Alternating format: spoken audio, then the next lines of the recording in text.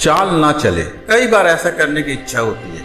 आप सोचते हैं मैं बस चुपचाप बैठकर देखता हूँ कि सामने वाला मुझे कितने समय तक फोन नहीं करता है, या उससे कहूंगा कि मैं अपने माँ के ऑपरेशन को लेकर सचमुच परेशान हूँ, देखता हूँ कि वह माँ को देखने जाने के बारे में क्या कहती है। देखिए, यदि आप उससे बात करना चाहते तो उसे सीधे फोन कर दे।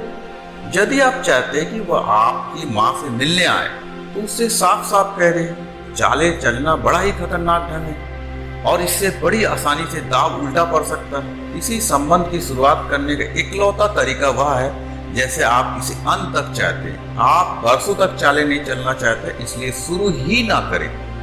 याद रखें, यदि आपके लिए चाले चलना ठीक है तो फिर उसके लिए भी ठीक है। क्या आप नहीं चाहते?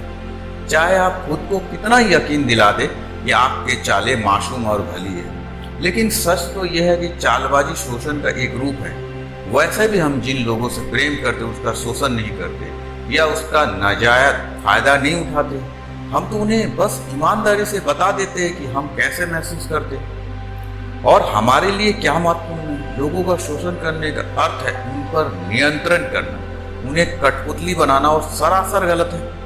आमतौर पर हमसे चाल चलने की प्रवृत्ति तब होती है, या कम से कम इसका प्रलोभन तो होता ही है, जब हमारा साथी वैसा व्यवहार नहीं करता जैसा हम उससे चाहते हैं। कई बार ये इम्तिहान होता है। मैं देखूंगी कि उसे ये याद रहता है कि नहीं आज मेरा जन्मदिन है, या ज्यादा गंभीर बात है, मैं उसे नहीं बताऊंगी कि मैं यहाँ पर हूँ। देखती हूँ कि वह किसी दूसरे लड़की के चक्कर चलाने की कोशिश करता है। नहीं, ये सब तो रहने ही दे, इससे कोई फायदा नहीं होगा।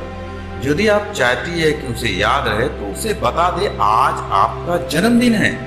और यदि आप सचमुच सोचती है कि वह फ्लर्ट करने में से है, यदि आप इन चालों को चलते समय पकड़े गए तो बड़ी परेशानी में फंस जाएंगे, जो सही भी होगा। यदि सामने वाला भी आपके साथ यही सब करे तो आपको कैसे लगेगा?